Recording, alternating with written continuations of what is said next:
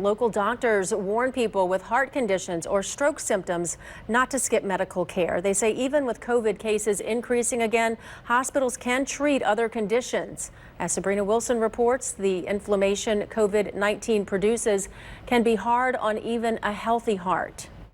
As the pandemic shows no signs of letting up, local healthcare professionals have important advice for people with heart conditions or those with symptoms of a heart attack or stroke. Please don't die of doubt, the doubt that maybe you're overreacting. The American Heart Association says just because hospitals are seeing fewer heart attack and stroke patients doesn't suddenly mean people aren't being afflicted by them.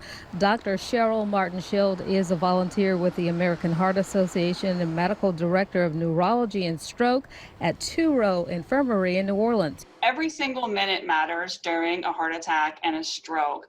The Washington Post recently wrote that heart conditions drove a spike in deaths unrelated to COVID in 5 large states, and some health care professionals suggest many people with serious conditions died because they delayed or failed to seek medical care. It is highly plausible that many persons who experienced heart attacks or strokes failed to access emergency medical care during that peak time of this COVID infection because they were concerned about catching the virus in the hospital, or perhaps they were concerned about burdening our healthcare system. But it's unfortunate that across the board in the state of Louisiana, there was a significant reduction in presentations with heart attacks and strokes. Dr. Jeffrey Elder is an emergency medicine physician at University Medical Center. So, at the peak of our initial COVID wave here in New Orleans, we did see our total numbers drop in our emergency departments. And we feel that people really were just scared to come to the hospital to seek care for other things like heart attacks and strokes. And so don't be afraid to dial 911 if you need to, even as this pandemic continues. Absolutely. Our emergency providers in the hospital, as well as via EMS, are available for you. According to the Louisiana Department of Health's COVID-19 dashboard, about 36% of the people who have died of the virus had cardiac disease and congestive heart failure as underlying conditions.